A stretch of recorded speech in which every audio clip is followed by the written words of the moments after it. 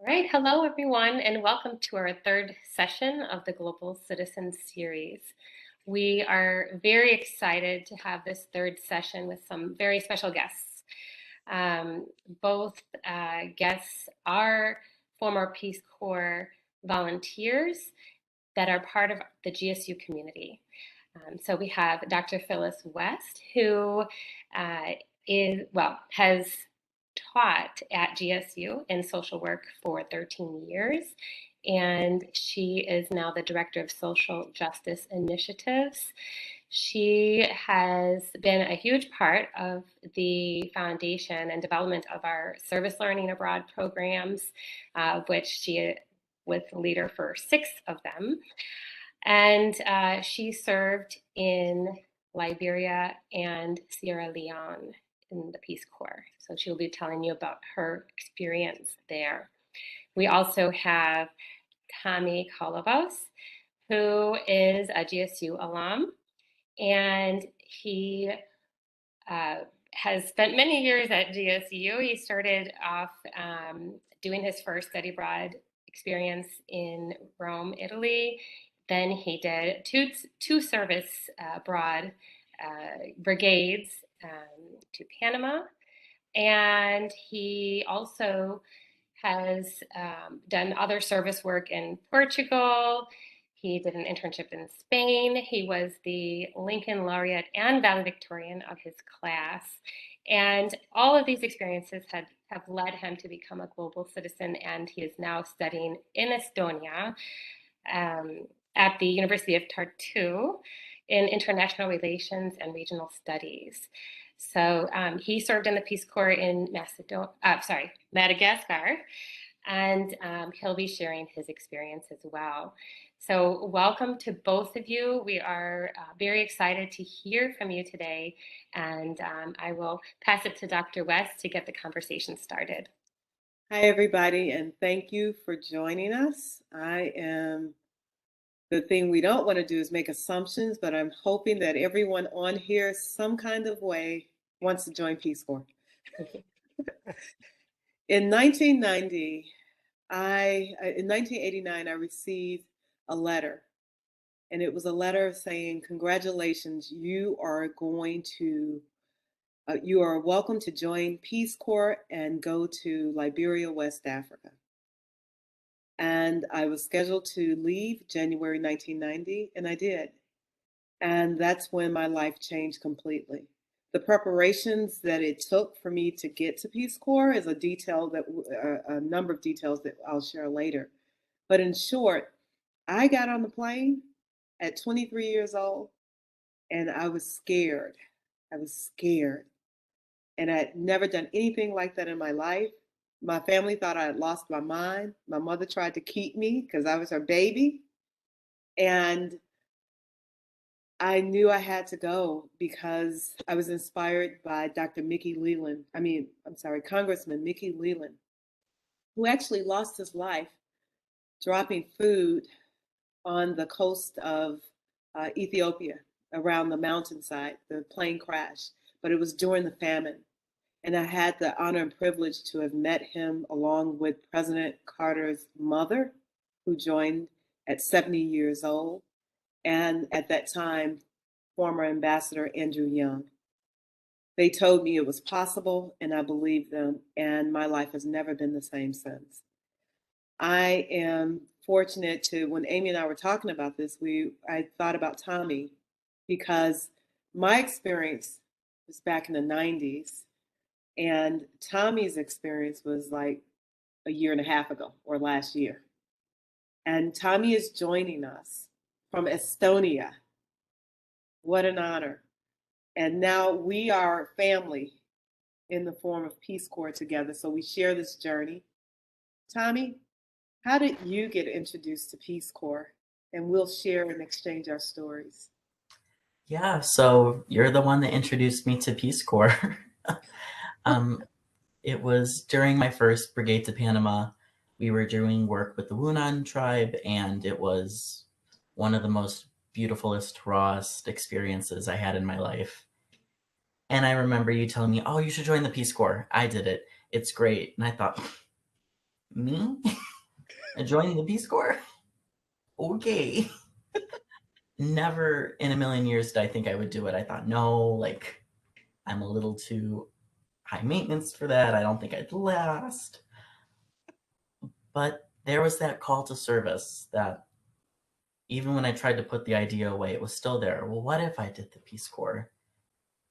And it just, fate happened, and I ended up in Madagascar, one of the most beautifulest places on earth, in my opinion. Wow. So how did your family feel about you joining the Peace Corps? I remember my mom was like, are you sure that it's kind of rough? It's like, yeah, why not? I mean, people can do hard things. How hard can it be? My dad is the first person in our family to come to America. So he made jokes about, like, I got you here, now you're gonna leave. Where's your family from?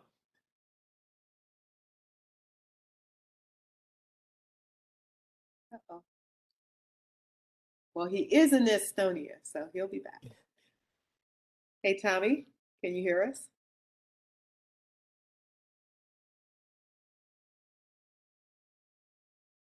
We'll wait for him to join us again. There's okay, that's fine. Can you hear us now? Yes, sorry about that. Okay. Where's your family from? Yeah, he's technically from Canada, but my family's Greek.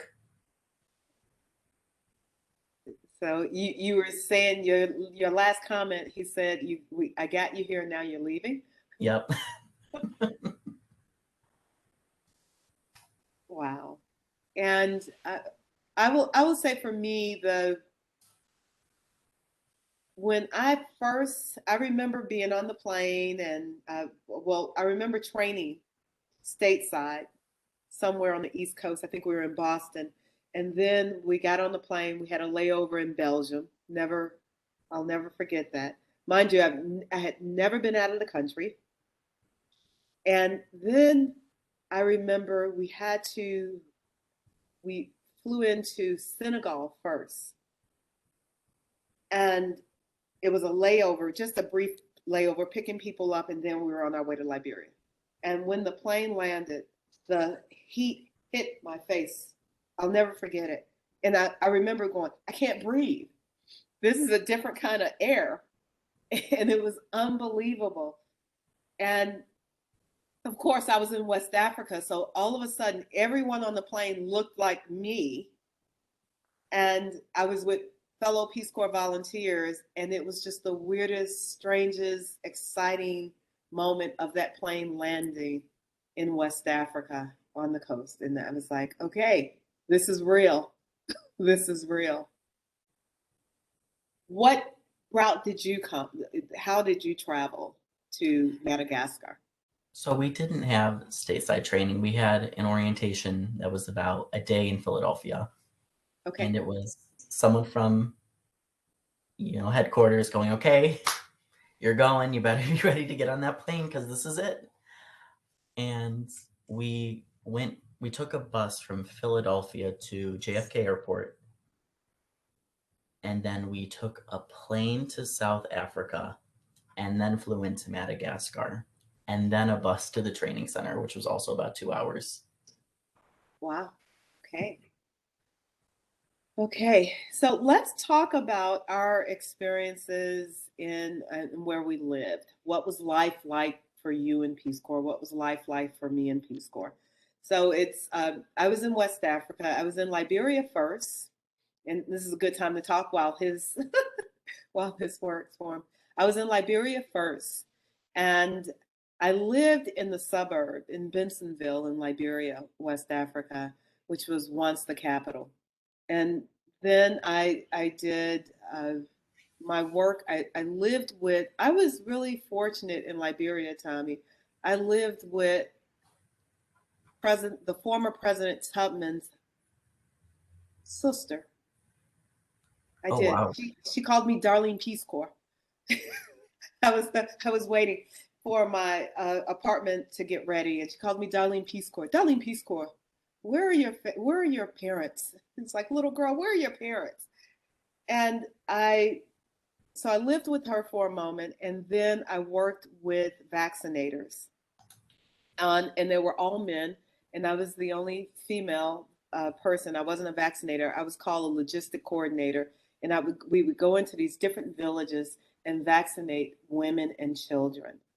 And it was, again, it was similar in Sierra Leone. I'm combining these to push it. It was similar in Sierra Leone, but the difference in Sierra Leone is that I lived in a village, a Muslim village. I was the only Christian in a Muslim village with no running water, no electricity, and my in a thatch roof hut, and then I in the outhouse. And my mode of transportation was a Trek 800 mountain bike, where I would bike from 6 to 12 miles a day, and we would go vaccinate into the villages. And so that was it. And I lived in a fruit village. What about you? I was in Posh Corps, or what I thought was Posh Corps at the time. I lived in the regional capital, so everything I wanted was right at my front door. I lived on top of the high school that I taught at. I was an education volunteer, so best commute I ever had in my life, just a few feet. And yeah, it was. I had pretty good living. I had one light bulb. Loves that one light bulb. Had electricity? I had electricity, and I had a flush toilet, but no toilet seat. It's that was my big mission, to find a toilet seat. Never happened. Maybe one day, but I did have to do bucket baths. I loved bucket baths though. They're amazing. Okay, people, a bucket bath, you can imagine. It was a bucket. Usually it was cold water, if I'm not mistaken. I had two buckets. I had one for soap and wash, and then I had another one for rinsing. What about, is that, I mean, similar? I had one bucket. You only have one bucket, yeah. I had a little cup that I was fortunate enough to have a drain in my bathroom, so I was able to kind of maneuver the bad water away from my clean water, but Did you carry your own water? I did carry my own water. That I had some pretty good guns back in the day.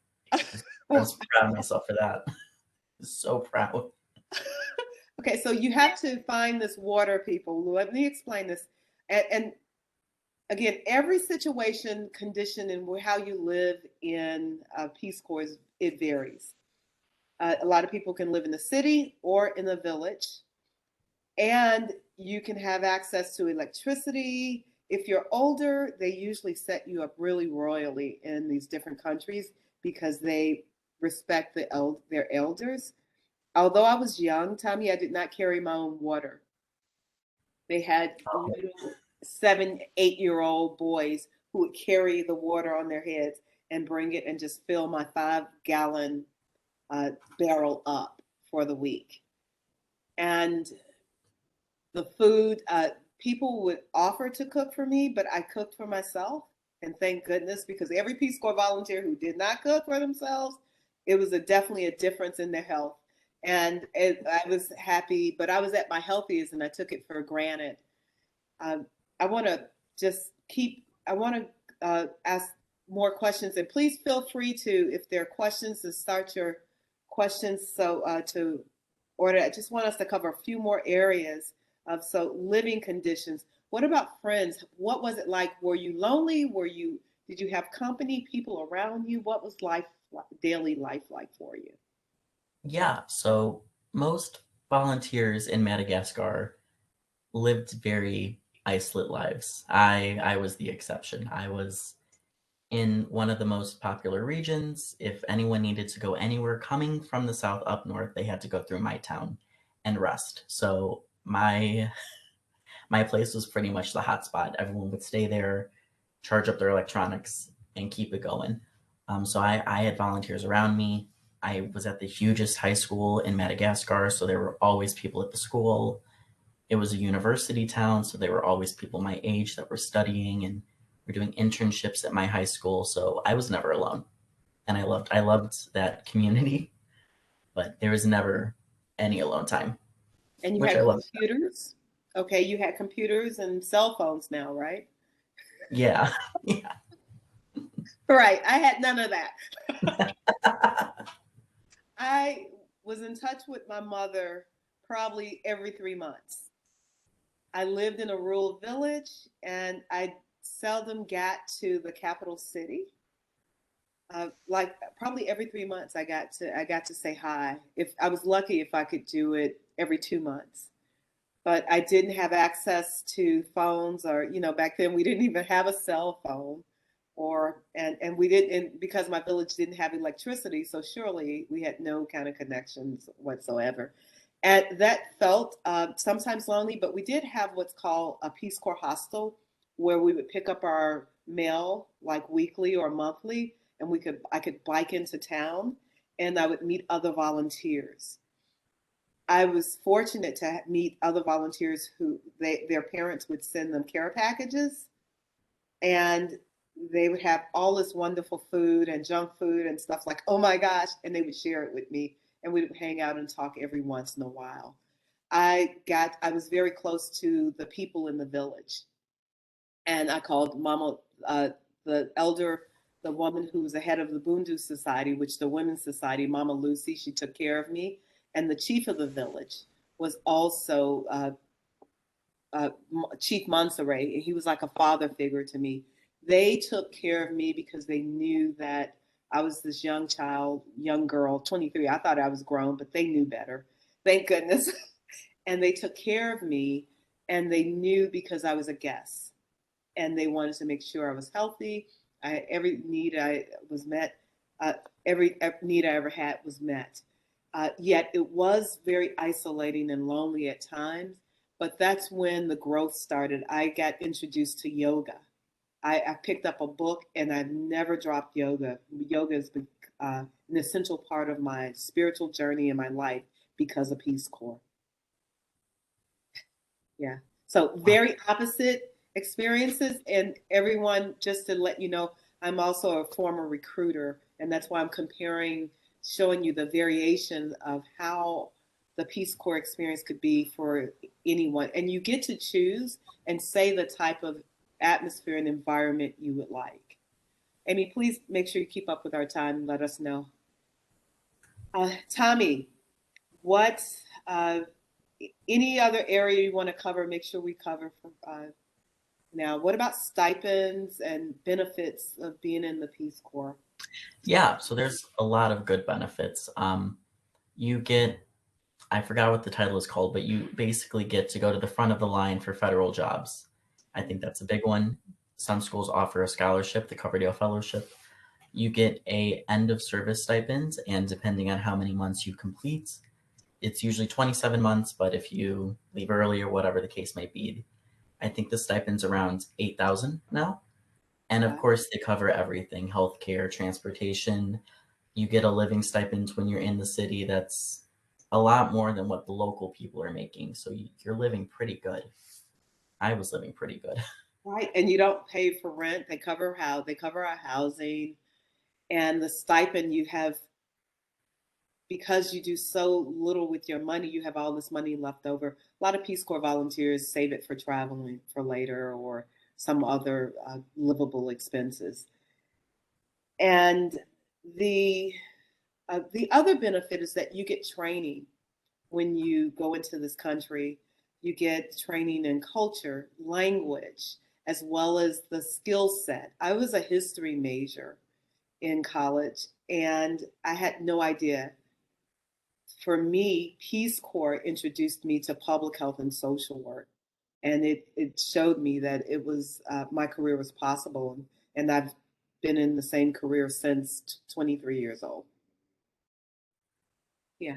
And how did Peace Corps change your life, Tommy? Oh, that's a big question. It's, I think low hanging fruit is it made me kind of wake up.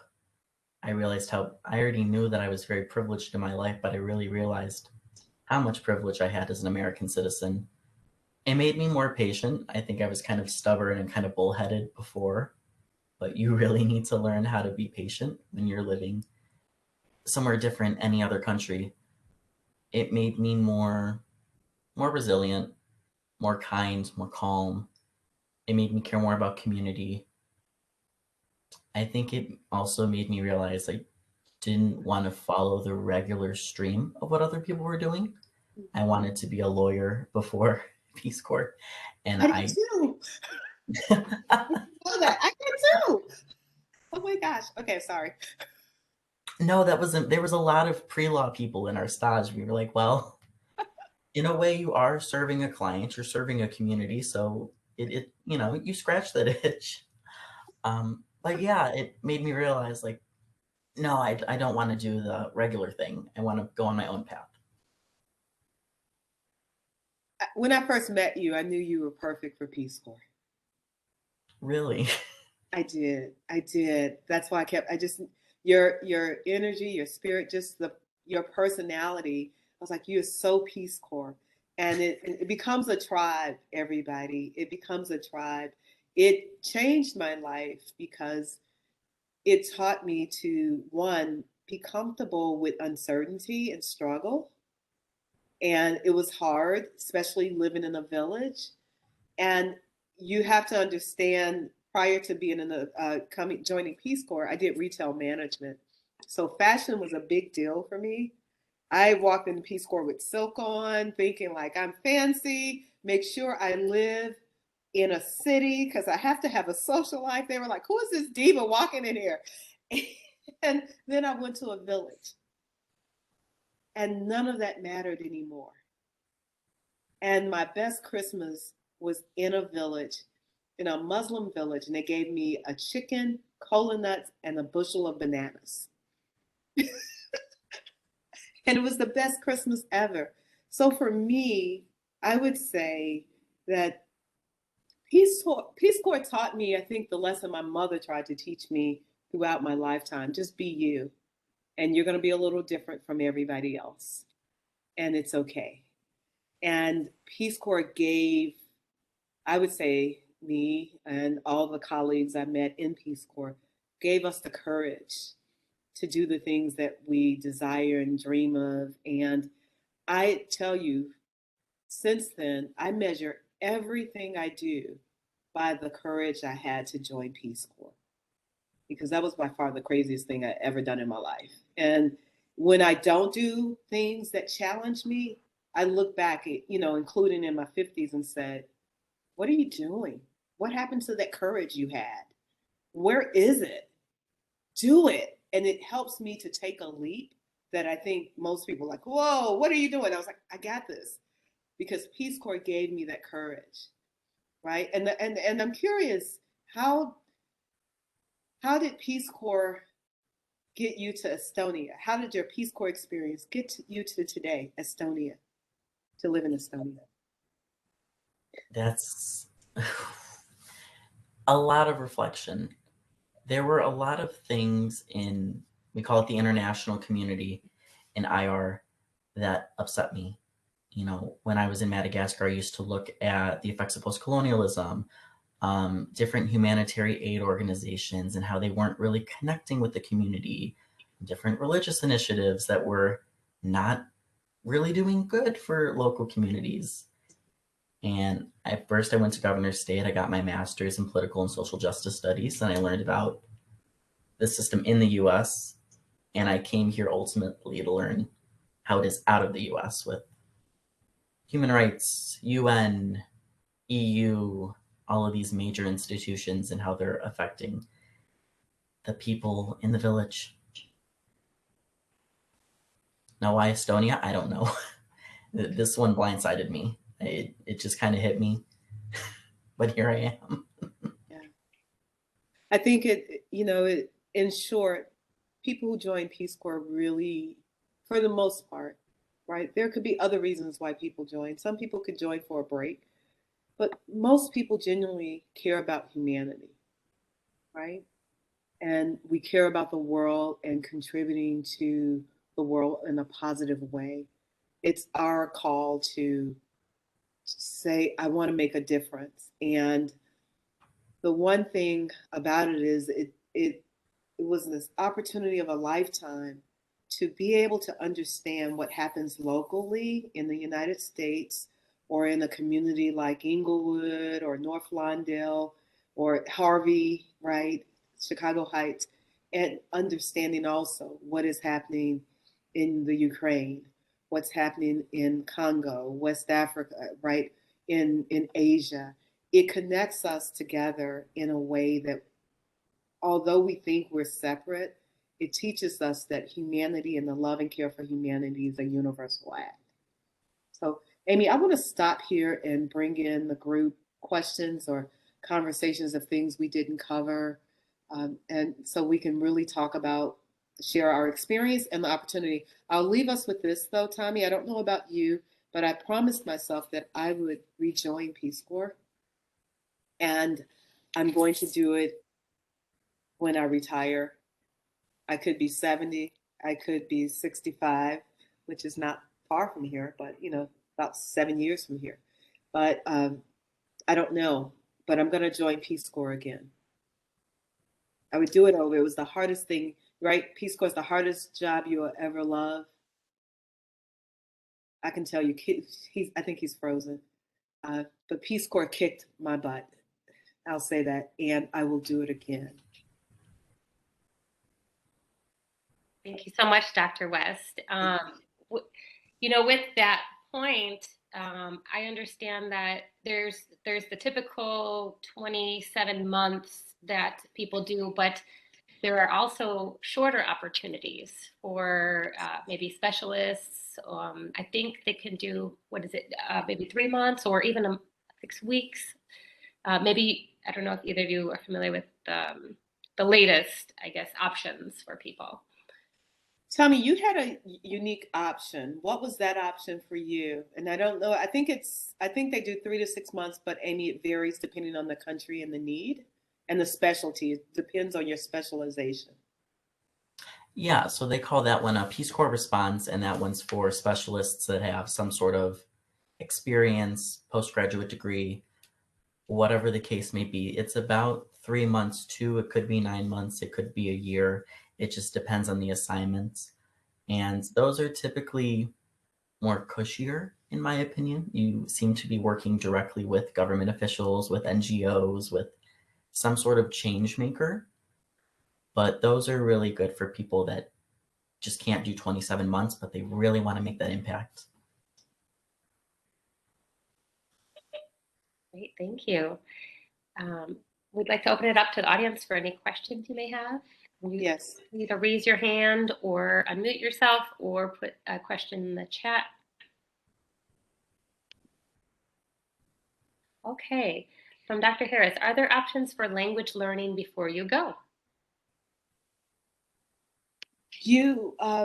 Usually they want you to have, it depends on where you go. And you don't have to be fluent. Like if you go to a Spanish speaking country, you do have to have some kind of background or in some cases a willingness. I'll give you an example. Tommy, I don't know if you met Jakara. Jakara is like our adopted GSU person. And Jakara went to Senegal, did not speak French, but really told the Peace Corps recruiter that she was dedicated and willing to even take a pre-French class beforehand. And they told her, okay. So she did get a chance to go to Senegal and learn French. Because a lot of the other countries people in different countries, they speak so many languages and English very well. And to the point that she did learn French on the ground. Thank you. We have a question from Cynthia Hudson. What years were each of you there? Well, Tommy, I'll wait for him. I was there in 1990 and 1991, Sierra Leone and Liberia. And Tommy, where were you in Madagascar? What year? 2019 to 2020. I was only able to serve about 8 months before the pandemic.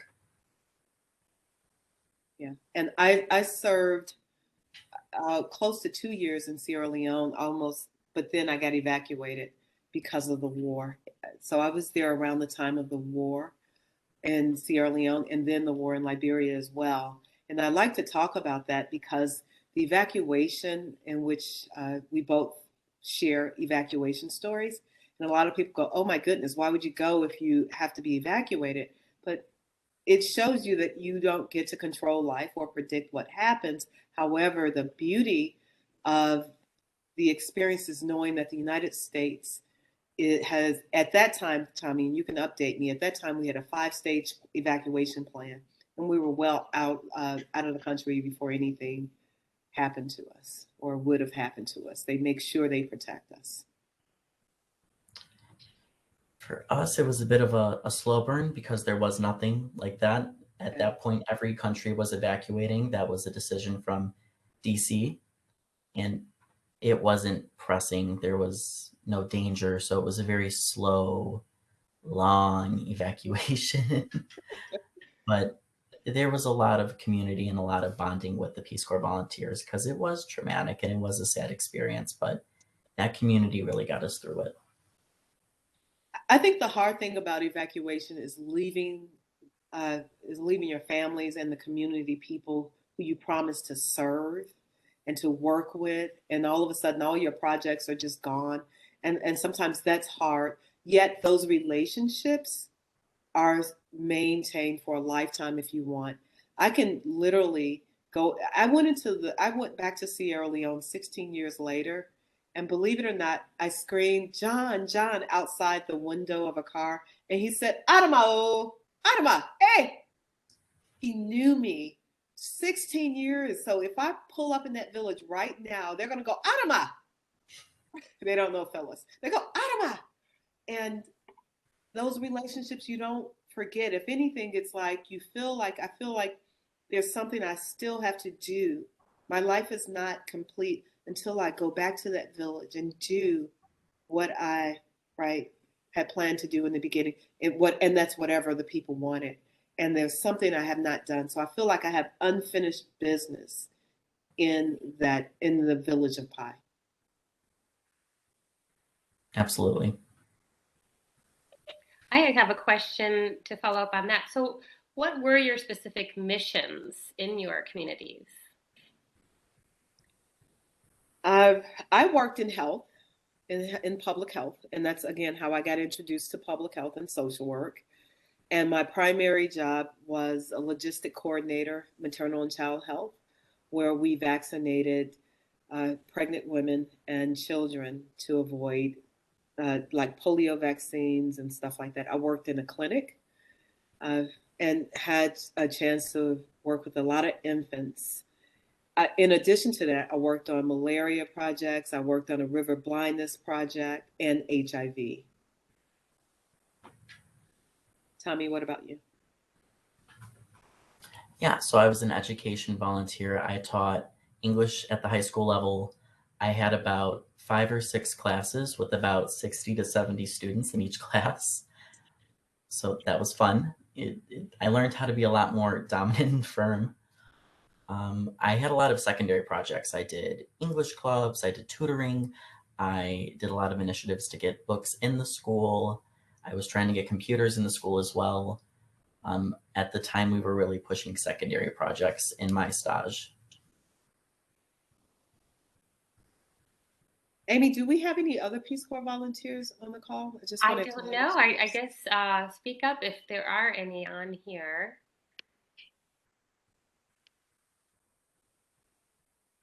Or put it in the chat.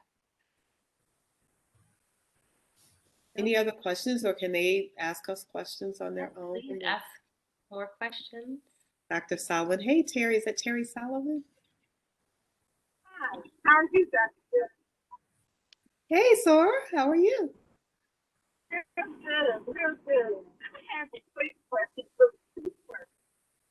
What is how is your faith like in the city? We can't hear you, Terry. Okay.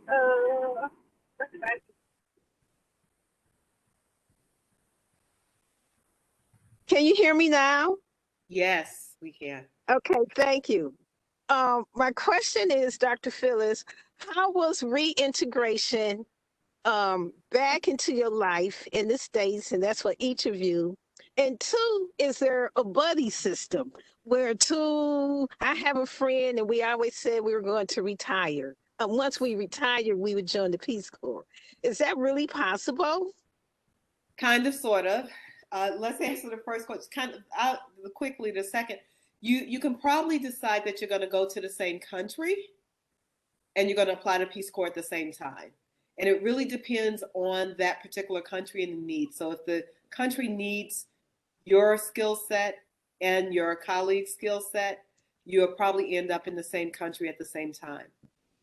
Right. So it varies based on, all Peace Corps volunteers are assigned based on the need. They do have a request for the particular country, but the need has to match, your desire has to match the needs of that country. So it's like Okay. the two together. So let me give you, I want to just share this story with you, because this is about adjusting. I remember when I left Sierra Leone, I was going to interview in Washington, D.C. for a Peace Corps recruiter's position in Chicago or wherever, and throughout the United States. And I would have choices. And I decided to become a recruiter in Chicago, but I had to go through Washington, D.C. since I was on my way home. I went to the store and asked someone to help me select pantyhose to wear with my suit, right? Because I hadn't been in one in almost 2 years. And the lady at the store looked at me, as an African-American woman, and Black women get this. She looked at me. I said, would you please help me choose the pantyhose for the color pantyhose I need for me? And she looked at me and said, you don't know what kind of pantyhose you need? What is your problem?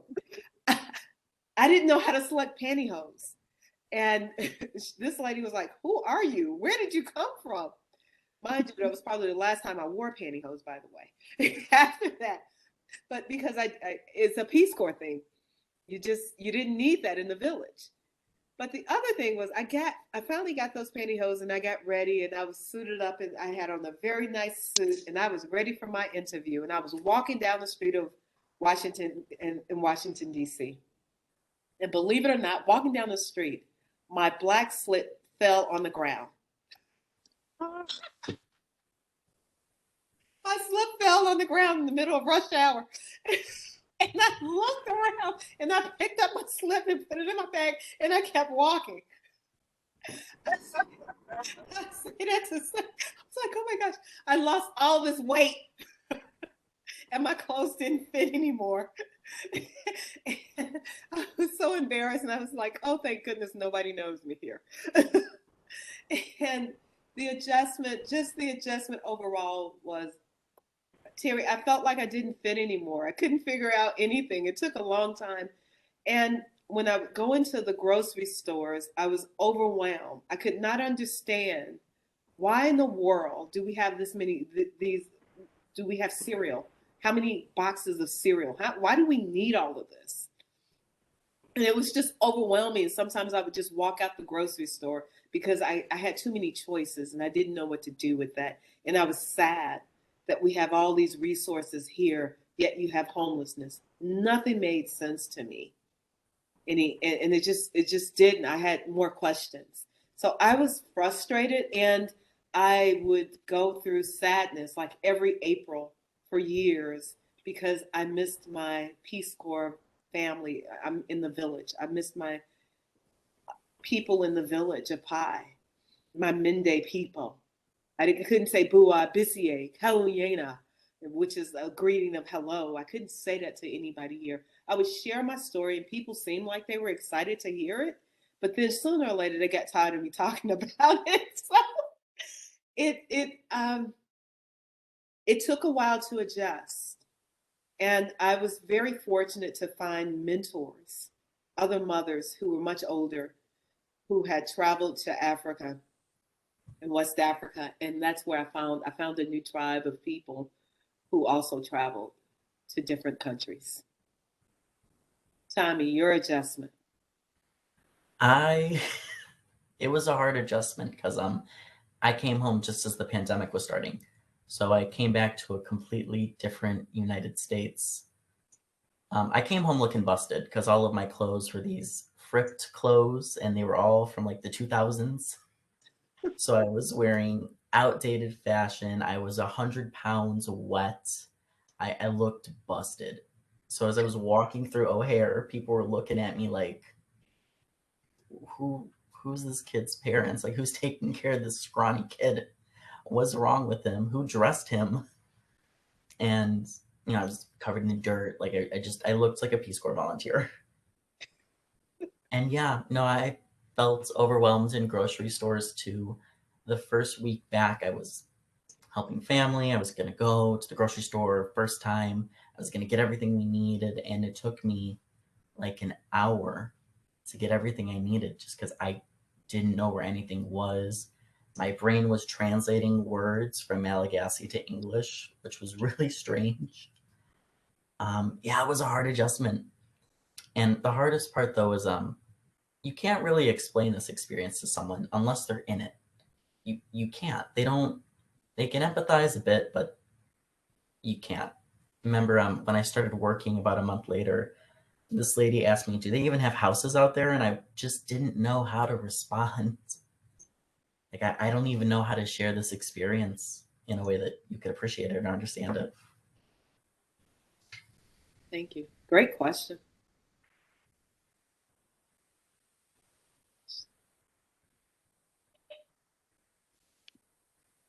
We have other questions from the audience.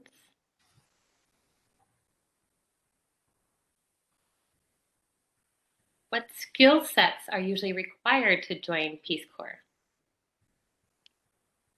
It varies. It depends on like what area you want to go to. Educators, clearly, right? From the elementary level all the way to high school, and you don't have to have a degree in education to teach, right? So you don't have to have a degree in education. You have to. Some skills are even unique. Construction workers are needed. People with, if you have a particular skill, like construction or other building skills that that you wouldn't guess. Computer skills. It depends on that. It also could be from an English to a professor. Professors, you could work at universities. And I'm trying to think of what else. I mean, clearly, right? Health, any health area. It's more of like the areas, and then they'll see how you fit. Your volunteer experience, current service and volunteer experience also counts in the Peace Corps. They count everything. They want to know about your entire life, not just a college education, right? It's the gamut. It's past, all your past history would be of use depending on the country. Women, like business people, is a great thing. If you've done entrepreneurial things, you can do women in development, just different, just the gamut. So everything counts. It would, if you're definitely thinking about it and you have a unique skill set, we can talk about it offline to see how you would fit and definitely connect you to Peace Corps Chicago. Tommy, go ahead.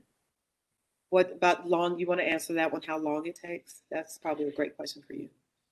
Ooh, it's a process. It takes about probably 6 months from the time you apply because they interview you. Once they interview you, you'll get an invite. I got my invite the same day I interviewed. Wow. I interviewed, drove to work, got the email. It was like, ooh, I guess I did good. You have to do a background check, so that's fingerprints. You have to apply for a Peace Corps passport. So it's kind of like it's sort of like a diplomatic passport, and that takes a bit. The most strenuous thing is the medical.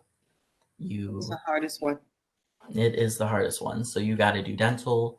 I don't think you can even have wisdom teeth anymore. I know they made a big deal about me having wisdom teeth, so I had to get them out. You can. I had mine. I still have mine. No, they made me get them out. They're like, you gotta get them out. Okay. Yeah. A lot of blood work, a lot of physicals. They want to make sure you're in tip-top shape. The health is the hardest. Great point. it took me a year because I was anemic. And they said, we really want you to join, but you have to get your blood up. So I spent months and months getting my anemia in order, and I wasn't anemic anymore. I was eating, and for people who know that I'm a vegan, I was drinking red wine and eating beef liver. I was doing whatever it took to get my blood up, and I did. But it took me a year because I wasn't in tip top, shape where they said, oh, okay. But finally, I got there. I was determined. So it varies. How long it takes varies depending on your assignment, your interests, as well as your health. Great, thank you. And I've also heard, years ago, the process was very, very difficult, a lot of paperwork to just apply. And now it's a lot simpler and it's online. So that's something else to take into consideration. There's another question. What skills did you learn during your time you were in the country? Professional skills, I would say I learned my entire career. Again, I was a history major, and I had no idea there was such a thing as public health, or I didn't understand the concept of social work, because social work in my brain, I associated it with a public aid office, not true social work as I know it today, that is so much broader in options. So Peace Corps introduced me to my career of over 32 years. The other skills I learned, I always biked as a child, but I think I became a health person, a passion about health because of Peace Corps. Biking, hiking. I'm an outdoors person. Gardening. I was introduced by my family in Georgia and my mentors, but the seed was planted in Peace Corps. So I think that Peace Corps not only gave me a skill, a professional skill, it gave me my entire lifestyle skill of how I live today. Tommy? For me, the main skill I learned was how to teach. And I didn't think that was something that I wanted to do in my life, but now I'd really like to be a professor later on. After many years and years of schooling I have ahead of me. Hopefully one day I'll get there, but it taught me how to teach. It taught me how to present things in a more clearer way. You have to be very clear and very concise about how you present stuff, whether it's in your native language or not. So it taught me to be less wordy, even though I already sound very wordy. You learn a lot of technical things too. I'm really good at first aid now. I'm really good at cooking my own food. I was a horrible cook before Peace Corps, but now I'm really good. And a lot of practical things. What I want to add, Amy, Peace Corps, one of the greatest skills I got from Peace Corps is the learning to have difficult dialogue about different cultures and race, because it was hard to do that in Peace Corps. So it made me more committed to it, even, because again, for me in Peace Corps, it was strange. The West Africans were looking at me like, what is your problem? Why can't you speak our language? Who are you? You look like us, but you don't talk like us. And then it was also hard to communicate with a group that's majority white, right? White Americans, and them not understanding the contextualization of race in America. And at one point, I had a dear person who I thought I was very close to. She said, "What is your problem? Why can't you just be an American? Why must you always be Black?" And that hurt me to my core, but I knew that she didn't understand, because that wasn't her lived experience, right? I didn't know that at the time. At 23, 24 years old, I didn't know that. But now I realized that, it was the experiences of Peace Corps that forced me to navigate this space in this world like that. at a different level, and a willingness now to talk about our differences. And what it also afforded, the beauty of it is, the more I met and experienced others in their culture, be it Nicaragua, Panama, Ghana, Sierra Leone, Liberia, wherever, South Africa, the more I experienced Italy, the more I experienced others in their culture, it it was an appreciation for humanity worldwide, and at the same time, even more of an appreciation for my own heritage and history. And so it was a both and, the beauty of that the world is a beautiful salad, right? I like a salad.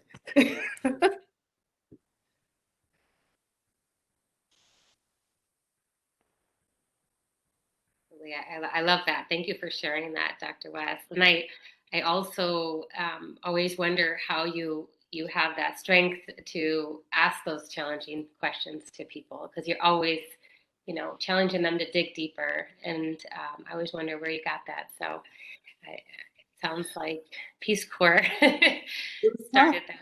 Yeah. It's tough, and I don't think you really. I think courageous conversations are tough, and there's no way to get used to it but to go through it and have those dialogues, and to say, and to be willing to be vulnerable and uncomfortable. But if we're willing to do that, and I know I saw Dr. Charles Nolly on here, who's, sorry, my heart, I don't know if he's still on here, but uh, we've had many of those conversations, and there's so much beauty in that exchange if we can have it, if we're willing.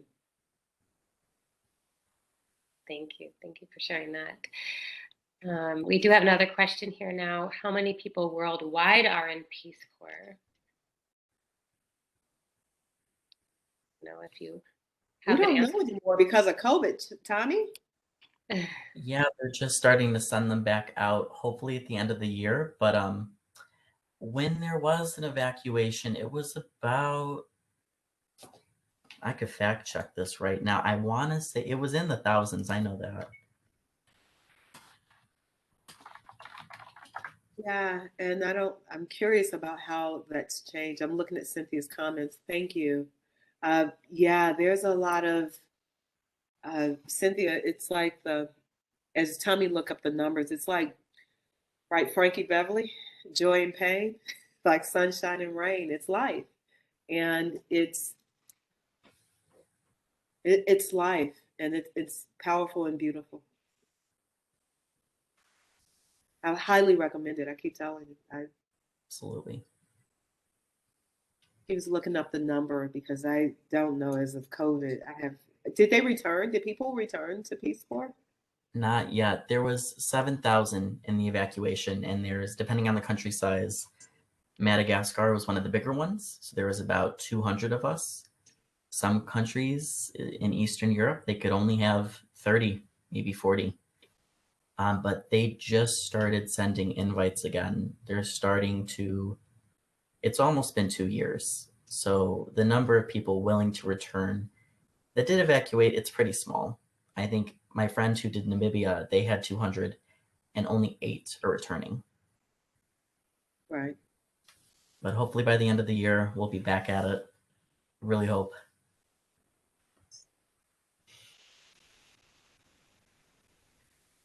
Amy? All right. Are there any other questions here before? I know we're getting close to time, so last call. We have a comment here. I feel really inspired by both of your experiences. It seems like Peace Corps inspires hope in the human spirit. Absolutely. Okay, so it was, again, right? I did this in 1990, and I'm still talking about it today. Nothing, this has been the greatest, and you get a PhD in life, right? In life and in a different type of life, but it teaches you to love humanity at a whole different level. It teaches you to talk to and to live up and hold the standards. Peace Corps is not perfect. Peace Corps, the same. I'm sadly, I've heard the same challenges I had in Peace Corps as an African American. I've heard from Tommy and from Jakara, a young 20-some-year-old grad student at Emory. She had similar challenges, and so race is still an issue in the Peace Corps. It doesn't change. America, you know, what we experience in America, what we experience in the world, you get to experience it in Peace Corps. And the difference is that you can, if we have the courage, we can have those conversations. And there are people who are willing to listen, or there are people who are willing to shy away from it. So you get both. Great. Highly recommend it. And they need everybody's skills on here too. Yes. So thank you. Thank you, Dr. West. Thank you, Tommy, for being here today, for sharing your experiences. And I hope that it did inspire others to think more globally, consider Peace Corps or something similar to get yourself out of, the world that you know and look at others in a new way. So as we close the Global Citizen Series, thanks to everyone for being part of this, and stay connected with the Office of International Services, and we hope to offer other opportunities for you to become a global citizen. Okay, and please. This is Charles. I just wanted to say hello to Phyllis. I love you. Aw. Hi. Sorry, I'm a fan of Charles Nolly. He's my spiritual brother. Aw. Hi. It's great to see you. Hi. It's been too long. I know. Everybody, get to know him if you don't. Well, you should do more of these. And thank you, Amy, for organizing them. I was unable to attend the others, but No discussion. Great. Well, thank you for being here. Are you going to join Peace Corps, Charles? I doubt it. I don't think they would take me. But, I think the transformative effects on both of your lives is very obvious. And it goes without saying, I'm sure you would both agree that when you do this kind of service, what you get is much greater than what you give. Absolutely. Yeah. And I think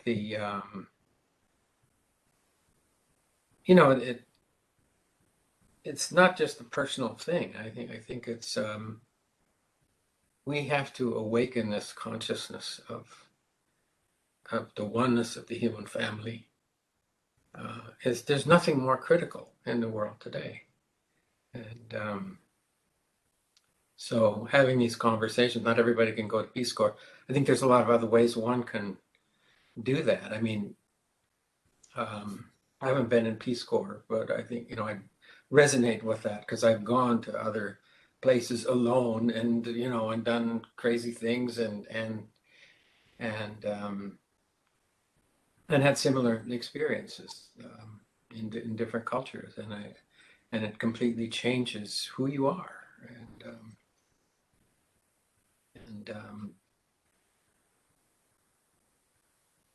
The benefits of it are, as you both said, you have to experience them to really appreciate it. But getting outside your comfort zone is so important for all of us. Thank you. Well, thank you. Right. Well, thank you. Thank you, Charles. And thank you, everyone, again. And we wish you a blessed day. Thank you. Oh. Thank you.